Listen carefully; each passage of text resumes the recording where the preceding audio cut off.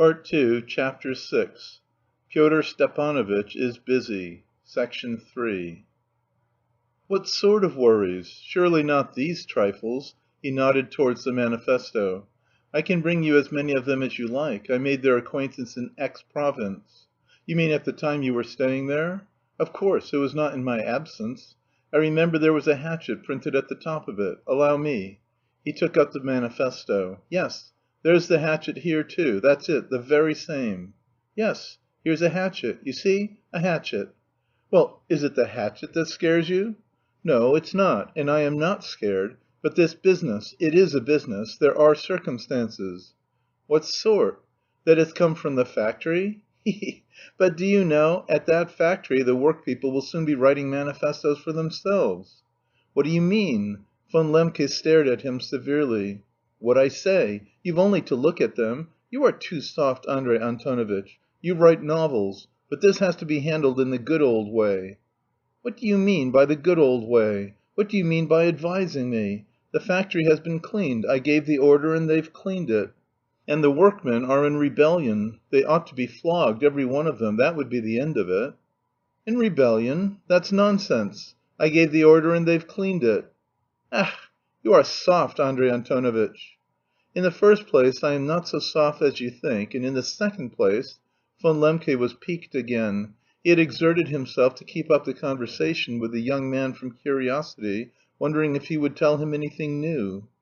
"Ha ha! An old acquaintance again," Pyotr Stepanovitch interrupted, pouncing on another document that lay under a paperweight, something like a manifesto, obviously printed abroad and in verse. "Oh, come, I know this one by heart. A noble personality.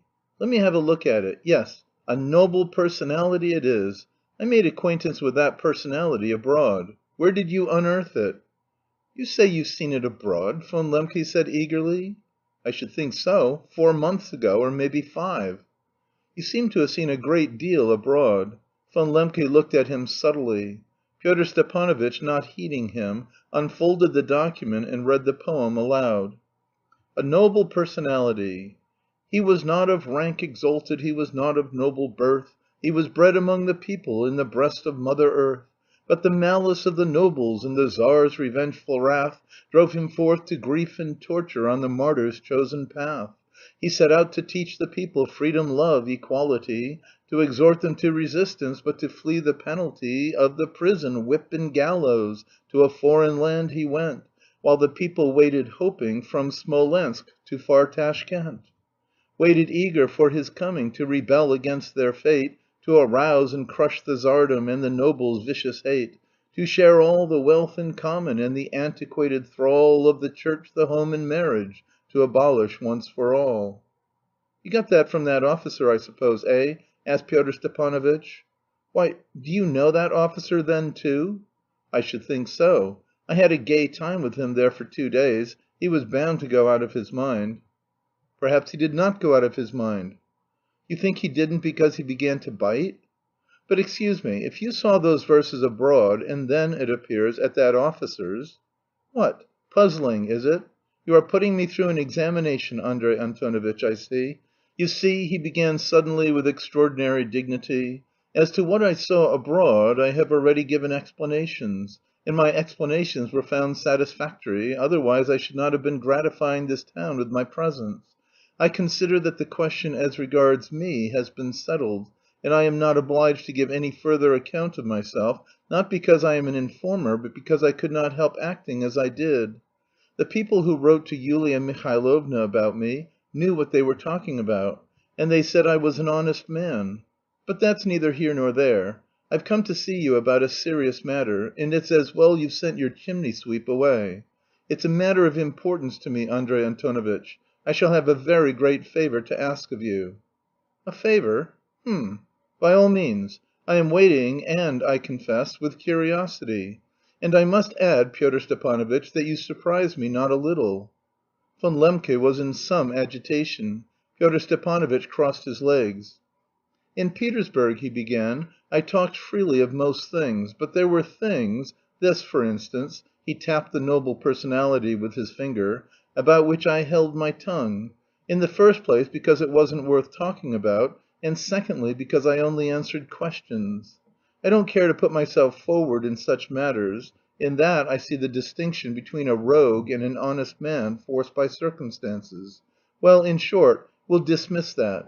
But now that these fools, now that this has come to the surface and is in your hands, and I see that you'll find out all about it, for you are a man with eyes, and one can't tell beforehand what you'll do, and these fools are still going on, well, the fact is, I've come to ask you to save one man, a fool too, most likely mad, for the sake of his youth, his misfortunes, in the name of your humanity.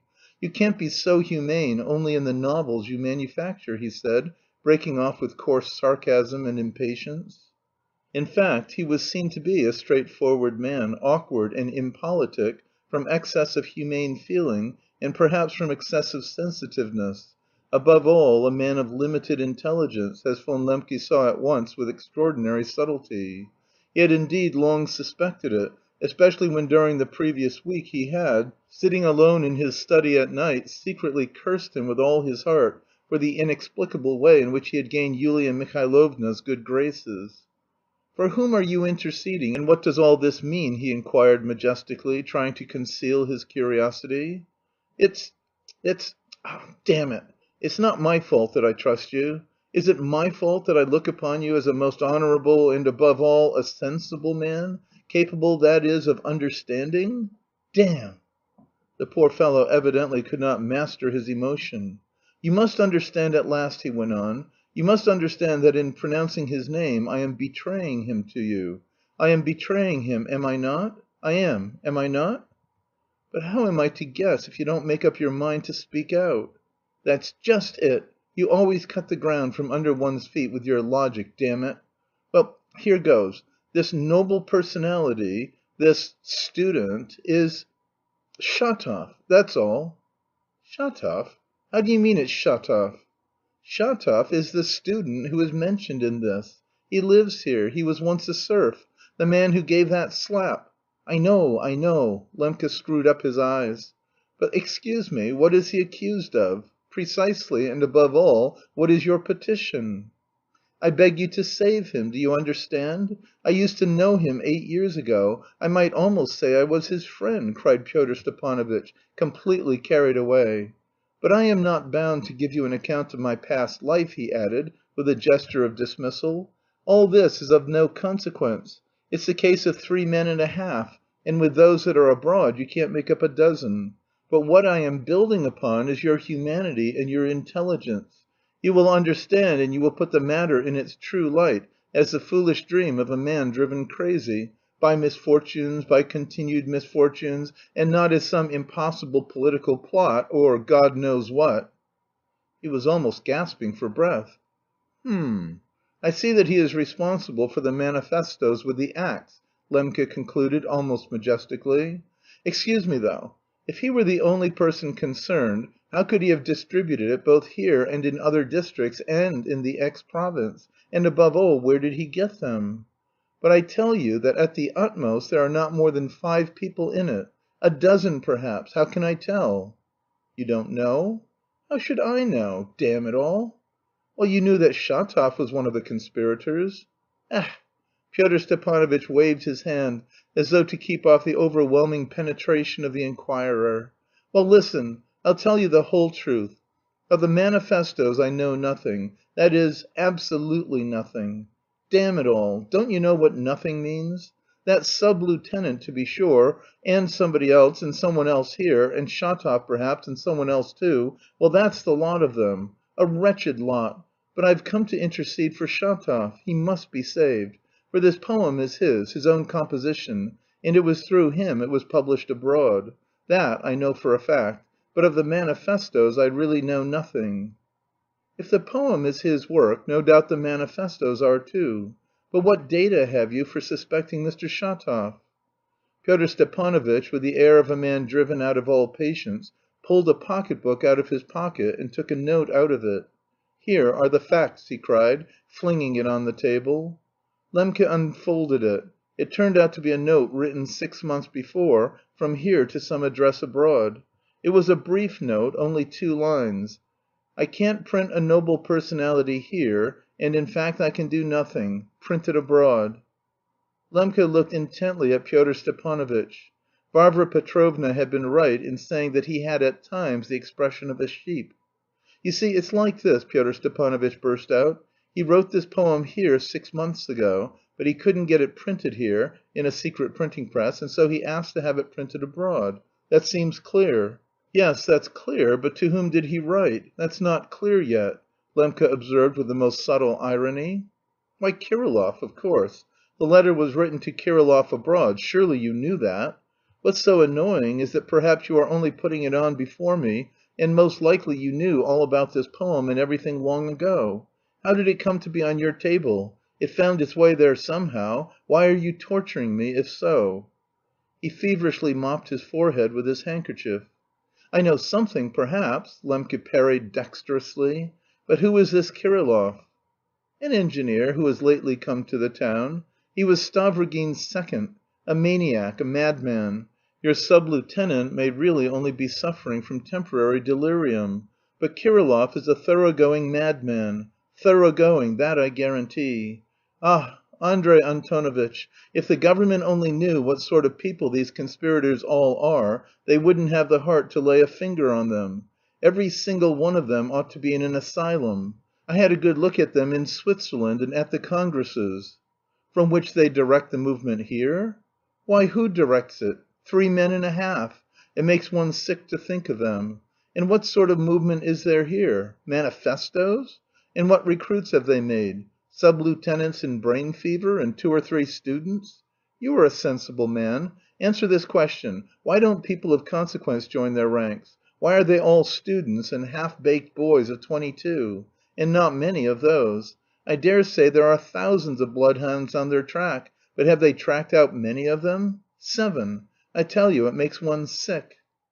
Lembke listened with attention, but with an expression that seemed to say, "You don't feed nightingales on fairy tales."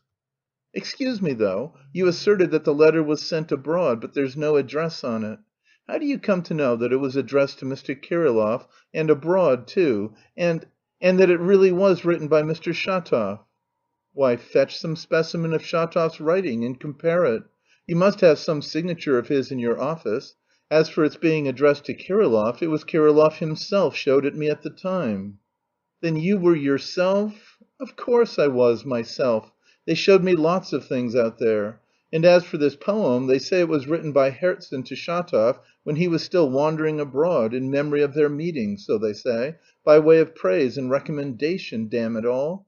And Shatov circulates it among the young people as much as to say, 'This was Herzen's opinion of me.'" "Aha!" cried Lembke, feeling he had got to the bottom of it at last. "That's just what I was wondering. One can understand the manifesto, but what's the object of the poem?"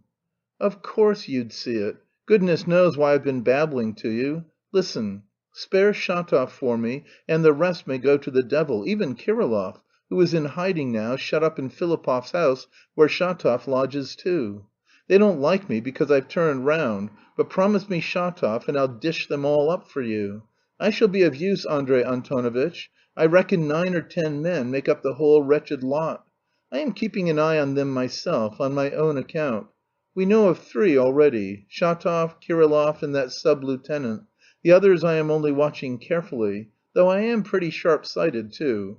It's the same over again as it was in the X province. 2 students, a schoolboy, 2 noblemen of 20, a teacher, and a half‐pay major of 60, crazy with drink, have been caught with manifestos, that was all. You can take my word for it, that was all.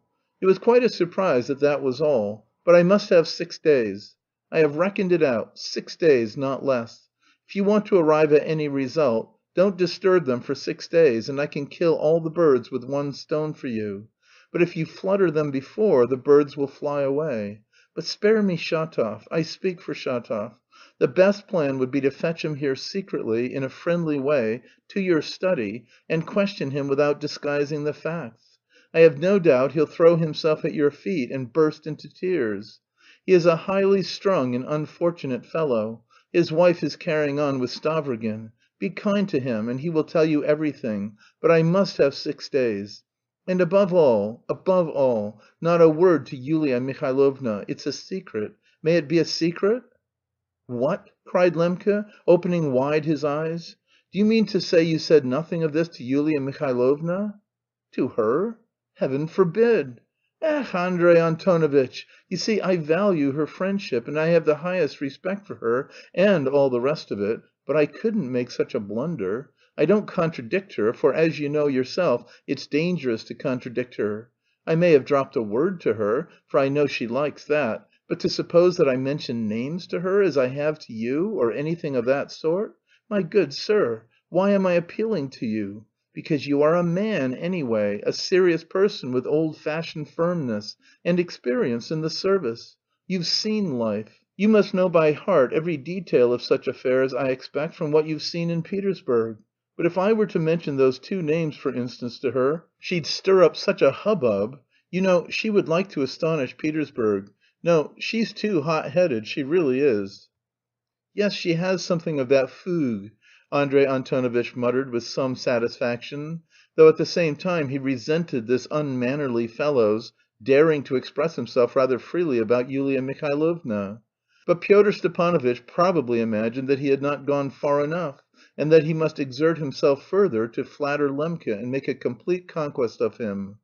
"Fougue is just it," he assented. "She may be a woman of genius, a literary woman, but she would scare our sparrows. She wouldn't be able to keep quiet for 6 hours, let alone 6 days. Ech, Andrey Antonovitch, don't attempt to tie a woman down for 6 days. You do admit that I have some experience in this sort of thing, I mean. I know something about it. And you know that I may very well know something about it. I am not asking for 6 days for fun, but with an object." "I have heard" Lembke hesitated to utter his thought "I have heard that on your return from abroad you made some expression, as it were, of repentance in the proper quarter?" "Well, that's as it may be." "And, of course, I don't want to go into it, but it has seemed to me all along that you've talked in quite a different style, about the Christian faith, for instance, about social institutions, about the government even." "I've said lots of things, no doubt. I am saying them still, but such ideas mustn't be applied as those fools do it, that's the point. What's the good of biting his superior's shoulder? You agreed with me yourself, only you said it was premature." "I didn't mean that when I agreed and said it was premature." "You weigh every word you utter, though. Ha ha! You are a careful man," Pyotr Stepanovitch observed gaily all of a sudden. "Listen, old friend. I had to get to know you, that's why I talked in my own style. You are not the only one I get to know like that. Maybe I needed to find out your character." "What's my character to you?" "How can I tell what it may be to me?" He laughed again. "You see, my dear and highly respected Andrey Antonovitch, you are cunning, but it's not come to that yet, and it certainly never will come to it, you understand? Perhaps you do understand. Though I did make an explanation in the proper quarter when I came back from abroad, and I really don't know why a man of certain convictions should not be able to work for the advancement of his sincere convictions, but nobody there has yet instructed me to investigate your character, and I've not undertaken any such job from them. Consider, I need not have given those two names to you. I might have gone straight there. That is where I made my first explanations. And if I'd been acting with a view to financial profit or my own interest in any way, it would have been a bad speculation on my part, for now they'll be grateful to you and not to me at headquarters. I've done it solely for Shatov's sake," Pyotr Stepanovitch added generously, "for Shatov's sake, because of our old friendship. But when you take up your pen to write to headquarters, you may put in a word for me if you like. I'll make no objection, ha ha! Adieu, though. I've stayed too long, and there was no need to gossip so much," he added with some amiability, and he got up from the sofa. "On the contrary, I am very glad that the position has been defined, so to speak." Von Lembke too got up, and he too looked pleasant, obviously affected by the last words. "I accept your services and acknowledge my obligation, and you may be sure that anything I can do by way of reporting your zeal... 6 days. The great thing is to put it off for 6 days, and that you shouldn't stir for those 6 days. That's what I want." "So be it." Of course, I don't tie your hands and shouldn't venture to. You are bound to keep watch, only don't flutter the nest too soon. I rely on your sense and experience for that. But I think you've plenty of bloodhounds and trackers of your own in reserve," Pyotr Stepanovitch blurted out with the gaiety and irresponsibility of youth. "Not quite so," Lembke parried amiably. "Young people are apt to suppose that there is a great deal in the background. But, by the way, allow me one little word. If this Kirillov was Stavrogin's second, then Mr. Stavrogin, too..."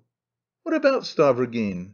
"I mean, if they are such friends?" "Oh, no, no, no! There you are quite out of it, though you are cunning. You really surprise me. I thought that you had some information about it." "H'm! Stavrogin! It's quite the opposite, quite. Avis au lecteur." "Do you mean it? And can it be so?" Lembke articulated mistrustfully. "Yulia Mihailovna told me that from what she heard from Petersburg he is a man acting on some sort of instructions, so to speak." "I know nothing about it, I know nothing, absolutely nothing. Adieu. Avis au lecteur." Abruptly and obviously Pyotr Stepanovitch declined to discuss it. He hurried to the door. "Stay, Pyotr Stepanovitch, stay!" cried Lembke. "One other tiny matter, and I won't detain you." He drew an envelope out of a table drawer.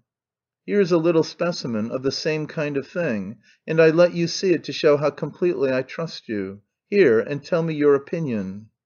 In the envelope was a letter, a strange anonymous letter addressed to Lembke and only received by him the day before. With intense vexation Pyotr Stepanovitch read as follows: "Your Excellency, for such you are by rank, herewith I make known that there is an attempt to be made on the life of personages of general's rank and on the fatherland. For it's working up straight for that. I myself have been disseminating unceasingly for a number of years. There's infidelity too. There's a rebellion being got up, and there are some thousands of manifestos, and for every one of them there will be 100 running with their tongues out unless they've been taken away beforehand by the police. For they've been promised a mighty lot of benefits, and the simple people are foolish, and there's vodka too. The people will attack one after another, taking them to be guilty, and, fearing both sides, I repent of what I had no share in, my circumstances being what they are. If you want information to save the fatherland, and also the church and the ikons, I am the only one that can do it, but only on condition that I get a pardon from the secret police by telegram at once, me alone, but the rest may answer for it. Put a candle every evening at 7 o'clock in the porter's window for a signal.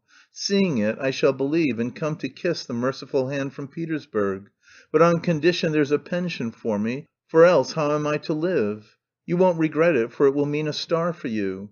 You must go secretly or they'll wring your neck. Your Excellency's desperate servant falls at your feet. Signed, Repentant Freethinker Incognito. Von Lembke explained that the letter had made its appearance in the porter's room when it was left empty the day before. "So what do you think?" Pyotr Stepanovitch asked almost rudely. "I think it's an anonymous skit by way of a hoax." "Most likely it is. There's no taking you in." "What makes me think that is that it's so stupid." "Have you received such documents here before?" "Once or twice. Anonymous letters." "Oh, of course they wouldn't be signed." "In a different style? In different handwritings?" "Yes." "And were they buffoonery like this one?" "Yes, and you know, very disgusting." "Well, if you had them before, it must be the same thing now." "Especially because it's so stupid. Because these people are educated and wouldn't write so stupidly." "Of course, of course. But what if this is someone who really wants to turn informer?" "It's not very likely," Pyotr Stepanovitch rapped out dryly. "What does he mean by a telegram from the secret police and a pension? It's obviously a hoax." "Yes, yes," Lembke added, abashed. "I tell you what, you leave this with me. I can certainly find out for you before I track out the others." "Take it," Lembke assented, though with some hesitation. "Have you shown it to any one?" "Is it likely? No." "Not to Yulia Mihailovna?" "Oh, heaven forbid! And for God's sake don't you show it to her," Lembke cried in alarm. "She'll be so upset and will be dreadfully angry with me." "Yes, you'll be the first to catch it. She'd say you brought it on yourself if people write like that to you. I know what women's logic is. Well, good bye. I dare say I shall bring you the writer in a couple of days or so. Above all, our compact. End of Part II, Chapter 6, Section 3.